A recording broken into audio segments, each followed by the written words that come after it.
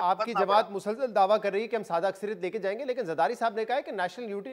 Unity government بنتی ہوئی نظر آ رہی ہے، اور صرف انہوں نے نہیں کہا، علی دورانی صاحب کا ہم نے اسٹیٹمنٹ سنایا، فیصل واڈا صاحب یہ کہہ رہے ہیں، آپ کی پارٹی کے رہنما اور باخبر رہنما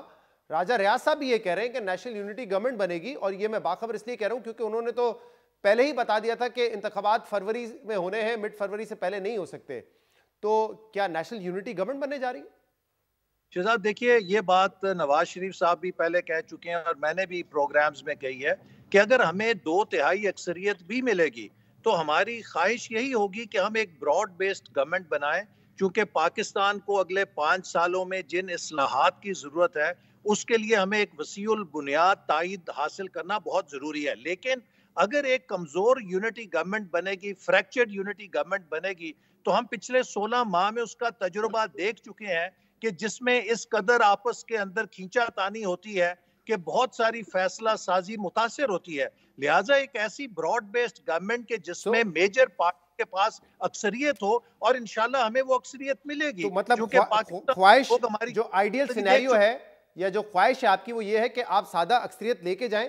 لیکن پھر دوسری پارٹیز کو بھی آپ اس کولیشن گورنمنٹ میں شامل کر لیں گے، لیکن کوئی آپ کو ڈکٹیٹ نہ کر سکے، کوئی آپ سے سیٹیں نہ مانگ سکے، وزارتیں نہ مانگ سکے، اس بات پہ بلیک میل نہ کرے، آپ کی سادہ اکثریت آپ کو مل جائے اور دوسری پارٹیز بشمول پیپلز پارٹی کو آپ اتحاد میں شامل کرنے کے لیے تیار ہو جائیں گے؟ جی دیکھیے، ہم اکثریت لے کے چاہیں گے کہ جتنی براڈ بیسڈ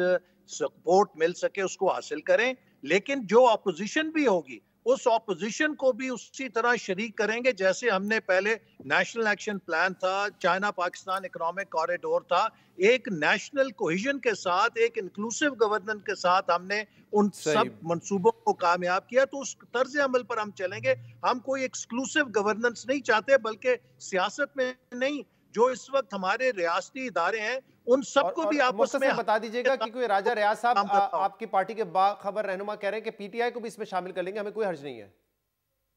دیکھیے، جو پارلیمنٹ کا انتخاب ہوگا، پارلیمنٹ کے اندر جن لوگوں کو لوگ ووٹ دیں گے ان سب کے ساتھ بیٹھ کے بات ہو سکتی ہے کہ جو بھی حکومت کے ساتھ چلنے کو تیار ہو ہم اسے ویلکم کریں گے، لیکن جو اپوزیشن میں بیٹھیں گے ہم ان کا بھی احترام کریں گے، وہ چلے سلوک نہیں کریں گے جو صحیح۔ پی ٹی آئی نے ہمارے ساتھ کیا لیکن تھا۔ پھر سوال یہ کہ اپوزیشن میں کون ہوگا؟ کیا ممالک ایسے ہی ترقی کرتے ہیں جہاں پہ تمام جماعتیں حکومتوں میں ہوں، کوئی اپوزیشن میں نہ ہو؟ کیا یہ جو جمہوریت کے لیے اپوزیشن بہتر میں ہے؟ بیٹھے گا اس کا حق ہے، ہم تسلیم کریں گے۔ کیا یہ جمہوریت کے لیے بہتر ہے کہ کوئی اپوزیشن ہی نہ ہو؟ جمہوریت اس طرح پروگریس کرتی ہے یا پھر اس طرح پروگریس کرتی ہے کہ تمام جماعتیں حکومت میں ہوں؟ بلوچستان میں ہم نے یہ ایگزامپلز دیکھی ہے کہ تمام پارٹیاں حکومت میں آ جاتی ہیں، کوئی اپوزیشن نہیں ہوتی، اور وہاں پہ کوئی خاص ہم نے اس کے نتائج دیکھے نہیں ہیں۔ جی، اب میں نے آپ کو جیسے کہا کہ جو اپوزیشن میں جماعت بیٹھے گی ہم اس کے اپوزیشن کے حق کو تسلیم کریں گے، لیکن کوشش یہ کریں گے کہ جو ملک کے مفاد کی پالیسیز ہیں اس میں حکومت اور اپوزیشن مل ٹھیک، کر اتفاق بہت رائے بہت